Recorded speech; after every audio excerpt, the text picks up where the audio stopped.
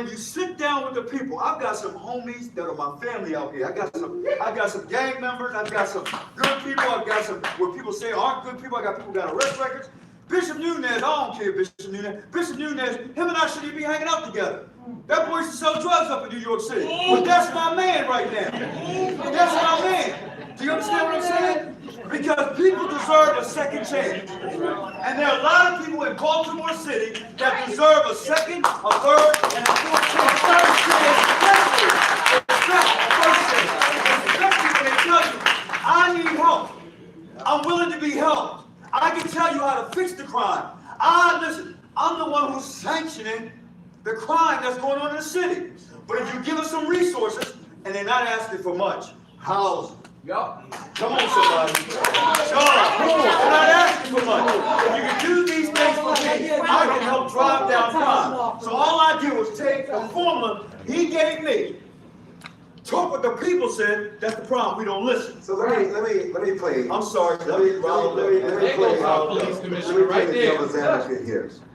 So obviously, this is an indictment of leadership in the Old Boys Network.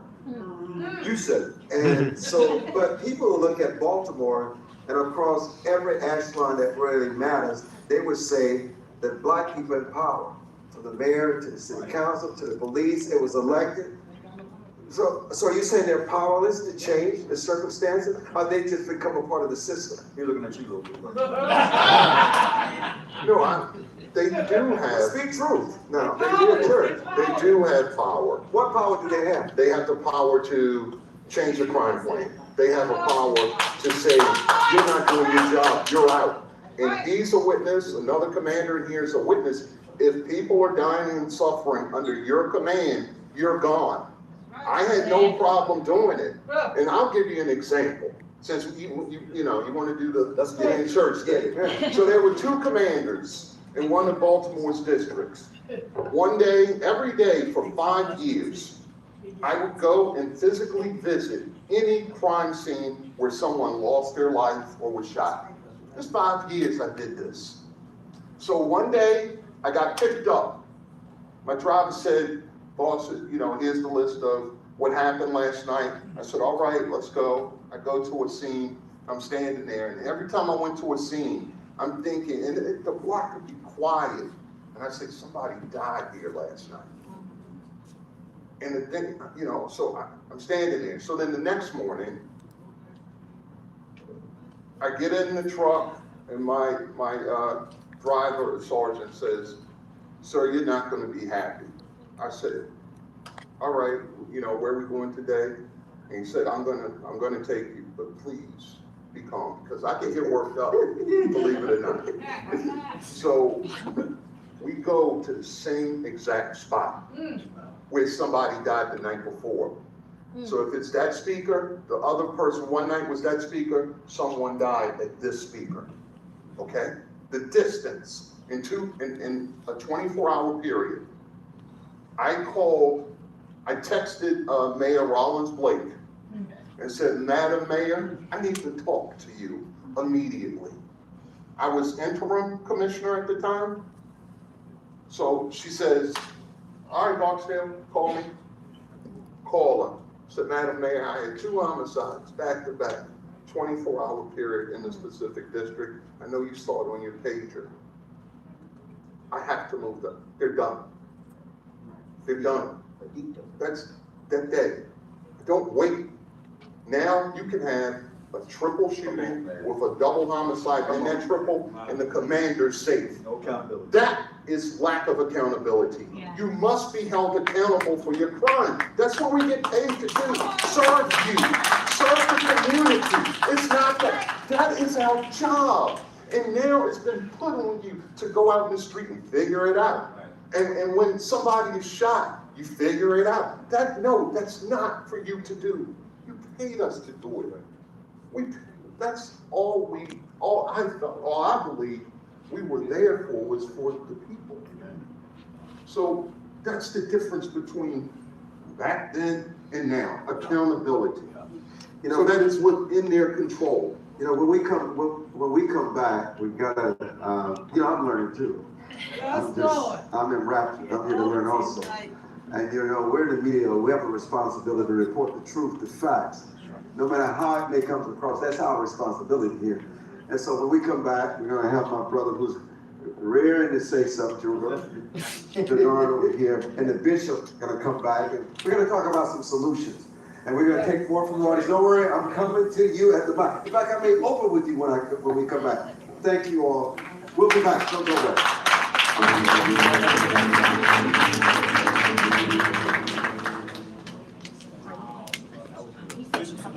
Let's get the guests like up. Hey, Shadow.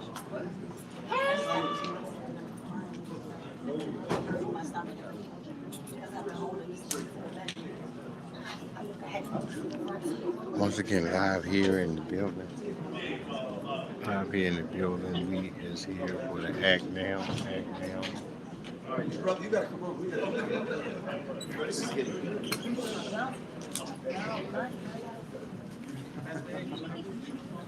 watch. Hey, watch. Yeah. Yeah, so I told him.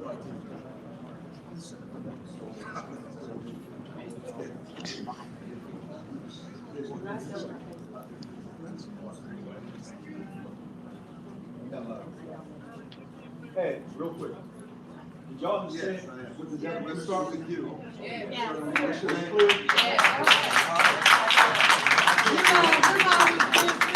Yes, Mr. Commissioner. What's your name again, sister? Adonna? Adonna Black. Don't worry about it. Black. A-D-O-N-N-A?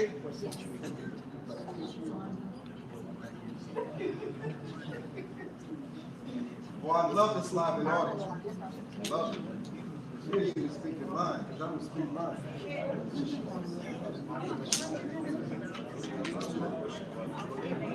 From this, I was going 2 hours. I've learned, we're coming back. This is Because I like listening, I'm here to learn. Commissioner.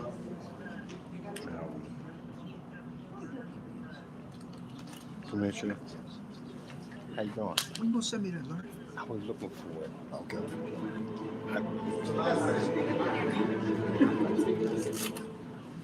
And welcome back. We're going to go straight to the audience. Adonna Black has been so patiently waiting to ask this question. Adonna, you have the mic. Yes, so, hello, thank you for allowing me to speak. I'm a part of a youth-led movement in Baltimore. It's called Culture Rise. It is young people on the ground, in the trenches, who have been doing this work for some years now, who have been crying out to the leadership of Baltimore and have been completely ignored. We have been to the Board of Education, we have been to City Hall, we have been to the juvenile detention centers, we have been around the town. So we know about the accountability or lack thereof. What my question is, how do you decriminalize a city or of citizens who are treated on a regular basis like criminals? You have systems, pipelines from education to prison. The schools don't teach the young people. They don't have the resources in the schools. We know that the money is there, it's in the budgets, it's not being allocated properly so that the young people can get what they need to be properly educated. So that leads them back to the streets, and the streets to the jails. So when you're saying, how do you decriminalize a city, you have to first stop treating the citizens like criminals. Okay, let me get your statement. Then we're going to come out to you guys panel. Quickly, go ahead. All right, my name is Steve Copeland, and my organization is strengthening the community. Now, I just want to share this, right? I'm coming up on 29 years clean. I don't have no problem telling people that. And because I came out of that lifestyle, I go back and I grab our people. Sometimes when I leave my house, I don't know who out there might want to kill me. Because I step up to our politicians, I step up to a lot of them that set our people up to get killed. So stop going up there with that. The drugs is coming from where? Up top. The guns is coming from where? Up top. Right? And it's coming into the city. I'm with Communities United. We were fighting for safe consumption sites.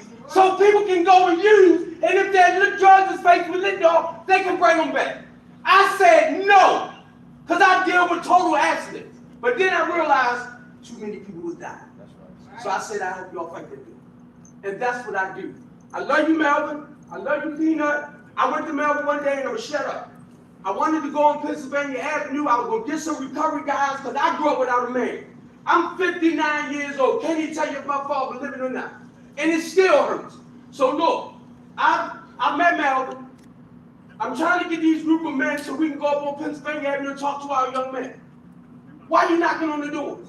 There are their kids out there. They need to come and get their kids, but they're not doing it. So I'm talking to Melvin. I said, I want the police to come up and watch our back. So won't nobody run home and get a gun and come back. So I needed somebody to watch us. Then I heard about 6th Street.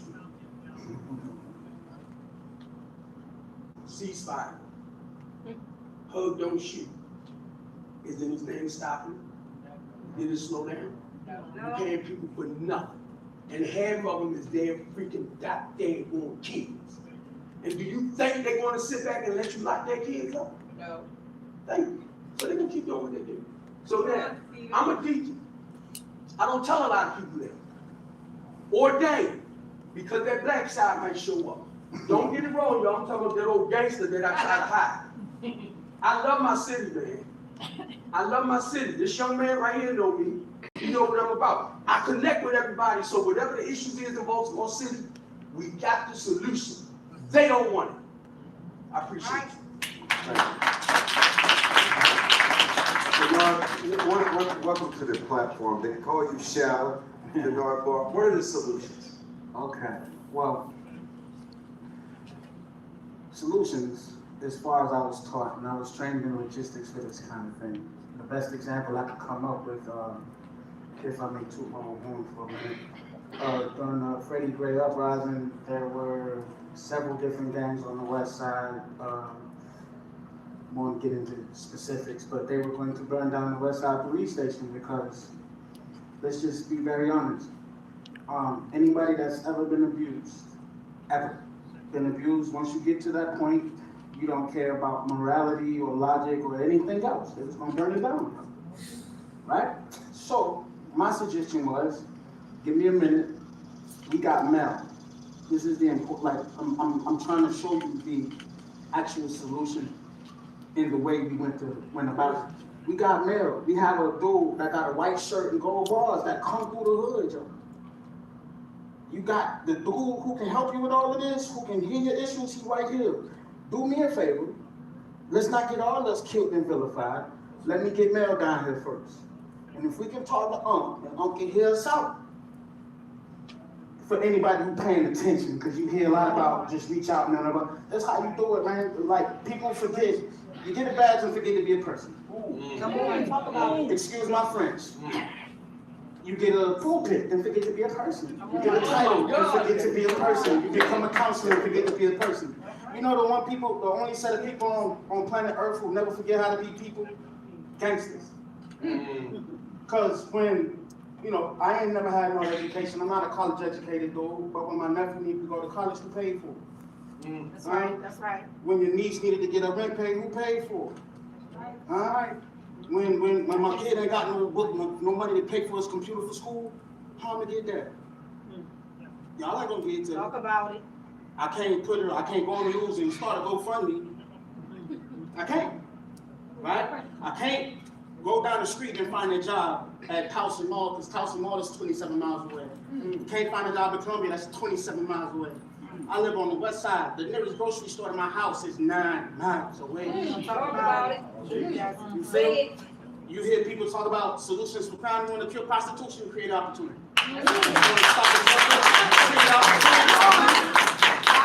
Like you was here, doing the work. Derek Chase, Melvin Russell, we was doing the work. $500 million come through Baltimore City, and it stopped at City Hall. Come on, talk about it. Meanwhile, a couple of years later, 5 years later, the whole world shut down. The whole world shut down. Nobody outside. Whole world shut down. And people like to say, well, Baltimore's finally seen a reduction in crime. Until they figured out it wasn't true. Because what I've been saying for a million years, feed people. If I ain't got to kill you for $5 to get a chicken box, bro, nobody dies. That's right. Let me say it again for those of us in the back who don't live in the projects. If I ain't got to shoot you for $5, my dude, guess what? You go home and so do I. You go home and so do I. I have a police commissioner here who was here when we did it. We did a police gang because the current commissioner likes the old strip of Baltimore. 5 people died in the same place, but gangs did it. The last time they said that, just so y'all know, was on Father's Day. And I can tell you this, every set in the city was in the same place having a picnic. That's right. Every set in the city, when them 6 people got killed and that little girl got shot, all them dudes were sitting around eating barbecue talking about, well, if they ain't gonna help us on this side, and here's proof. Me and my wife just got the phone call that we can start taking all our at-risk citizens and sending them to California to learn how to do this. Legally. That's right. We don't need Baltimore, all we need is us. That's right. If the city don't want to cooperate, cool. Let them operate in that bubble. We can show you how to do it. Drug dealers been doing it for years. Issue now is, we don't spend so much time killing Jesus that we don't even know where Christianity come from no more. Remember, what was Christianity before Jesus got killed? Nothing. Now look at Baltimore now. The primary religion is gangsterism, and who they keep killing over and over and over and over again. Who? The gangster. Who? Everything go wrong. Somebody choke on a toy somewhere. Oh, the Crips just killed this little girl. That's not true, man. And it wouldn't. And we never had that kind of problem before when we had the Sousa and Mel or other dudes who are from the city, understood the landscape, knew what they were looking at. Right. I ain't got nothing against this dude. I really don't. But he need to go back wherever he came from.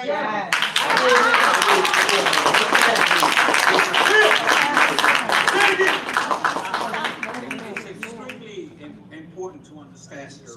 When the Freddie Gray incident happened and our city was in turmoil, we got together, led by Chief Mel Russell, and we went into the community. He's one of them that was there, and we met with the gang leaders privately.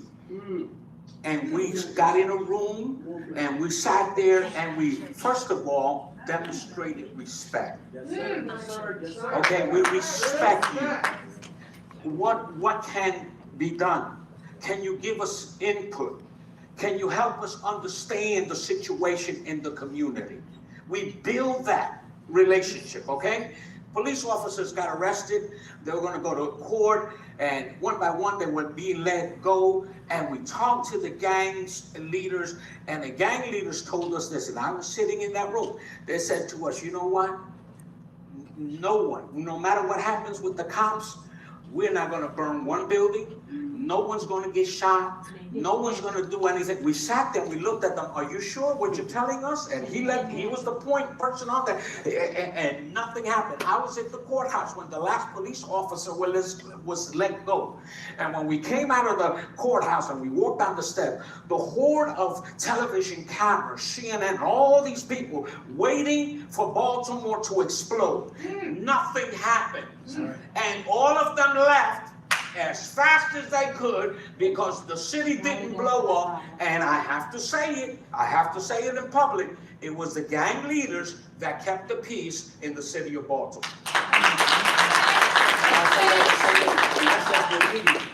Melvin Russell is my witness. For the following 6 months after that, violent crime had went down by 33.9%. Why do I know that number exactly? Do I look like a statistician? 33.9%, almost 40%, like that's almost a half of reduction in crime in the biggest open air market in the entire city.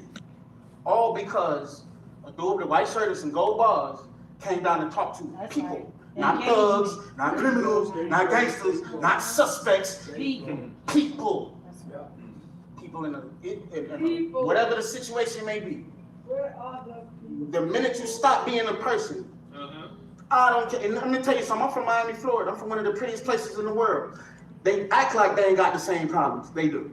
Let me say this. Because we're out of time. I think, well, we are out of time. It is so important that when you come to a place like this, you come with an open mind. That you're willing to listen. You're willing to hear.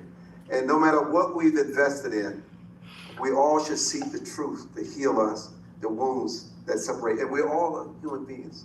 No matter what we may look like, no matter what we've been done, God forgives us 1,000 times a day.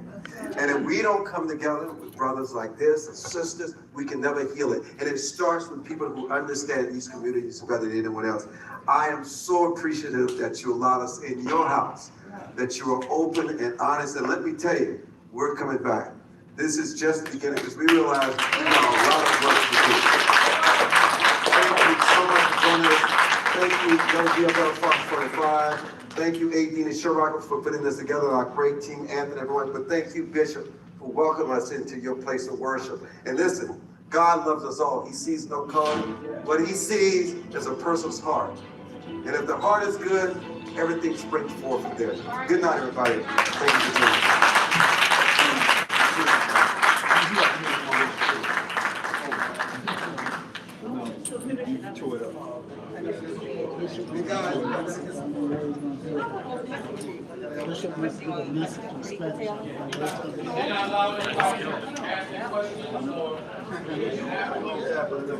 Sorry? Hey, Mel, you got hit you back? When I came from there, so I will.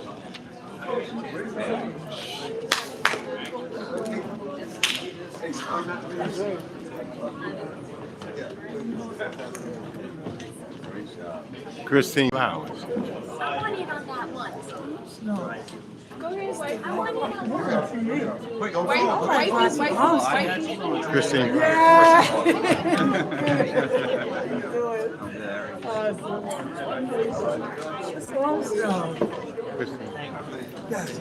Armstrong. The one from TV and the news all the time. Okay, you Anthony Armstrong. Go ahead. Go ahead up. So it's not so much about asking a question. So I actually do outreach in the community. Go ahead. And I think the gentleman is right, that unfortunately what we're seeing is that the current administration and even past administrations are not working with the people that are actually on the ground doing the work. Case example, my organization that I'm with, I'm the deputy director with Yolanda Pulley for People Empowered by the Struggle. And we have been on the corridor on Garrison trying to understand what's going on with the prostitution in Garrison. And there's two sides to this. So you have an addiction side. So there's a group of women that are actually dealing with addiction. And then there's a group of young ladies that are out there because of desperation. The young lady said to me, what do you do when your child is hungry? I can't sell drugs. I can't rob anybody. I only weigh a couple of pounds. So the only thing I have left is my body. And so they're struggling trying to find resources during this pandemic, and they're doing desperate acts. So they don't want to be out there. This is not like they're wanting to work at the Bunny Ranch in Nevada or in Amsterdam in the red light district. These are women that are turning to this lifestyle in desperation or to feed an addiction. And when we tried to turn to Marilyn Mosby's office, because she said that she was supposed to have outreach workers that was supposed to work on helping that corridor. Well, the three organizations, the Baltimore Project, Swoop, and there's another organization. The three organizations are all pro-sex work. So they're all in favor of sex working as a trade.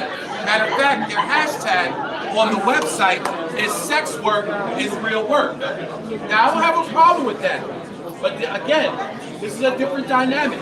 This is not the Bunny Ranch. These are not ladies that are wanting to go into that profession. These are ladies that are doing it out of desperation and need resources, need addiction treatment, need housing. Four of the young ladies that are under the age of 20 have no housing. So they're housed. They live with family members and with friends, but they have no house of their own. One lady had her child taken away because she was out there prostituting while her child was at home. So the city came and took the child away from her. So these ladies need resources.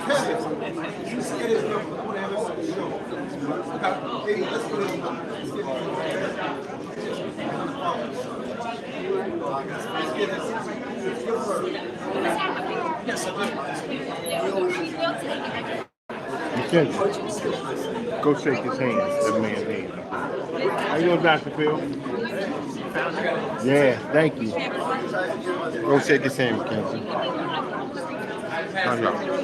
Lisa. Oh, he gone. That's all right. He gone in the back. He's a TV guy. He's a famous guy.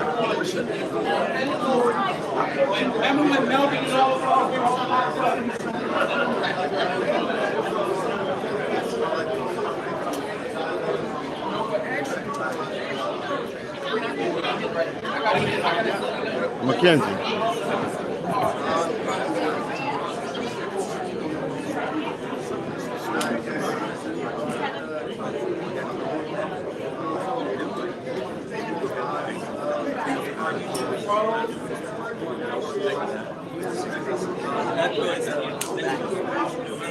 Mackenzie. Mackenzie. Wait, Lisa, hurry up, Lisa. Lisa, go ahead.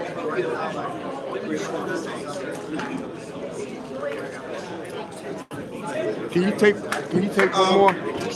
Can you take one? Here. You want me to take it of you? Want to go in the picture? Oh, you can go in the picture. I can? Yeah. It's gonna be live. Yeah, I'll take a picture too. You will? I got you. Just set that up. We got 2 hands.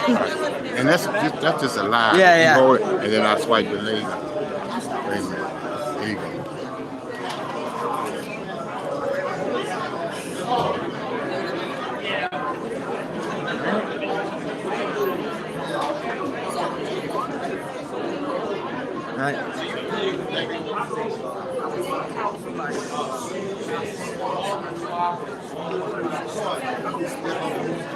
I got it. Yeah. You want the picture? How do you want to take it?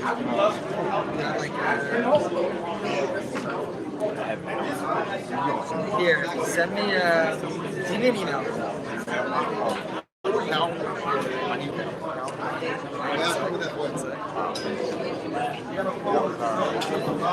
H-E-L-P. Mary.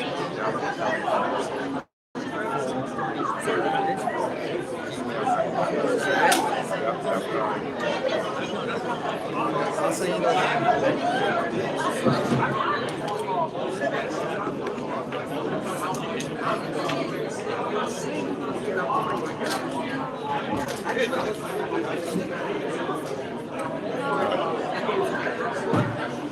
That's too big for you.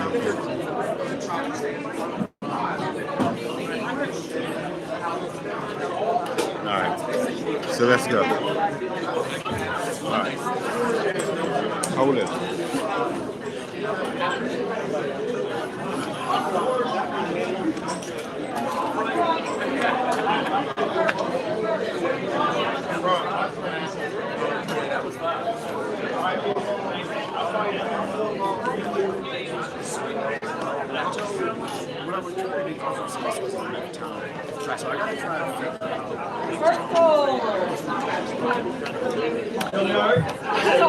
Video that just to her. I'm mad. Where you been at? You right here? You know Miss Flowers? I know you do. Your name Chase. Your name D something Chase.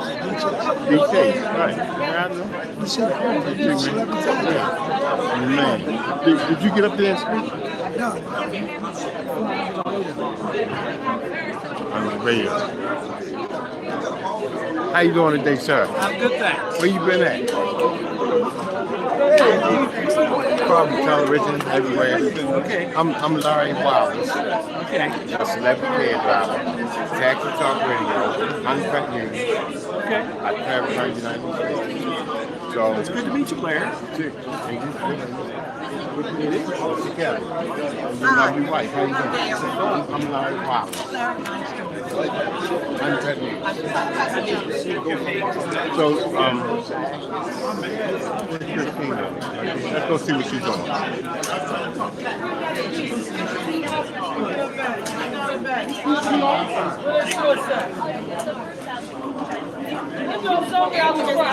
What the ladies talking about today? I don't know. Huh? I don't know. Not yet? I don't know.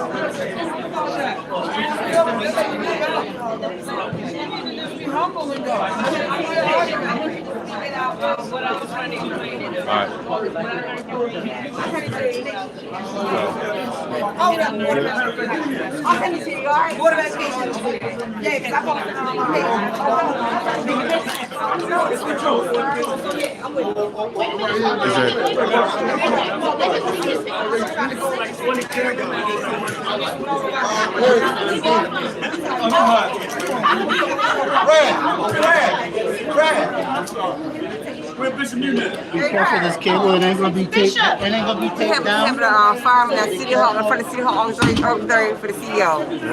We had a rally in there for us. So you come on down, all right? All right, thank you. 5 o'clock p.m.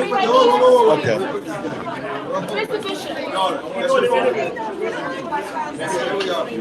One, two, three, right here.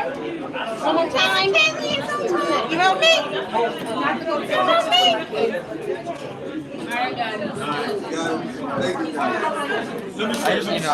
You good, huh? I just found your email. So For real. Thank you. Appreciate you.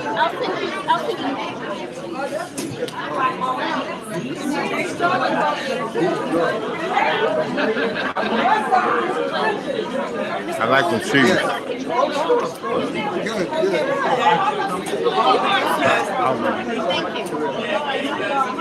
Oh yeah, I'll give it back.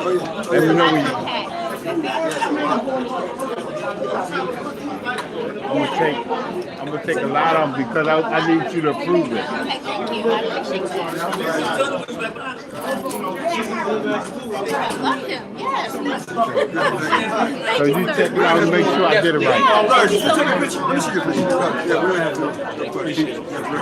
Yeah, we're still fighting for that as well. That unjust ruling. Yes, thank you. I follow you all the time.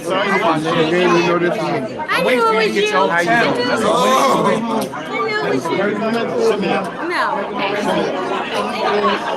No, and I really need to speak with you. Okay.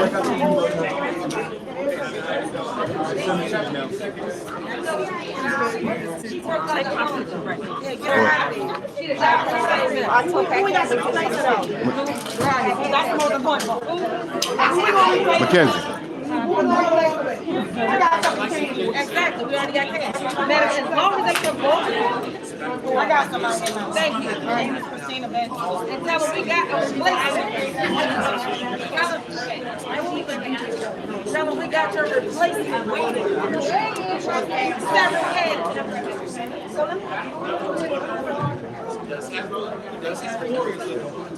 All right, y'all. We out of here. Thank everybody for joining us. I want y'all to share this video. Share. All right.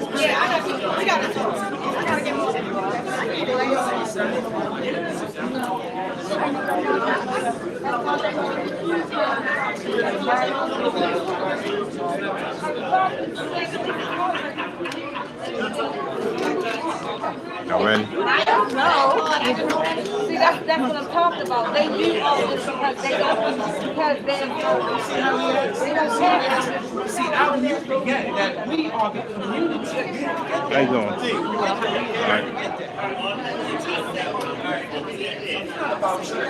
Uncut News. Uncut, how you doing? Okay, the whole thing. You run the whole thing. I run the whole thing. It's uncut. It's still running.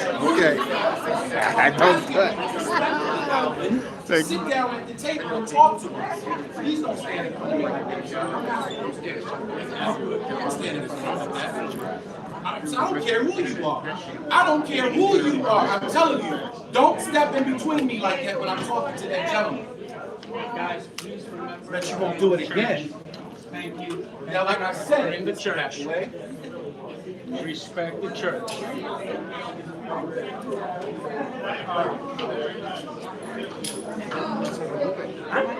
Uncut. Uncut.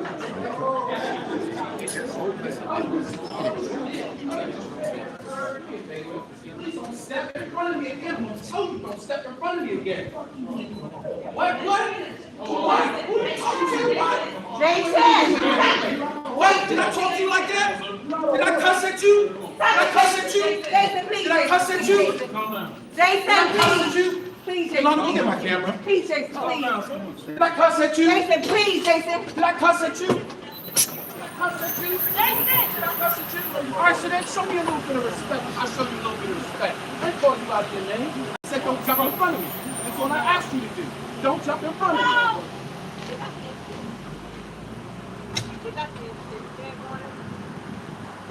Like I said, there won't be an act now. There won't be an act now if y'all continue to do it this way that you're doing it. So the problem is that originally all of this was formulated with Pastor Simmons and them at our center, at our operations center. You were there. You were on the Zoom. You were there. Right. So what Alvin did was, Alvin decided to step off from Pastor Simmons and just run with the initiative. The initiative wasn't supposed to be launched. Uncut News. But what he did was, he goes to the last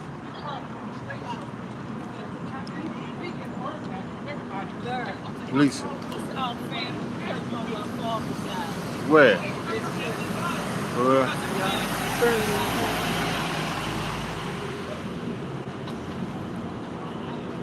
We have all our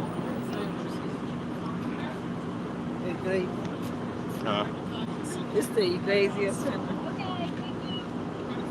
Yeah. So I gotta see what's going on. There's something about to kick off.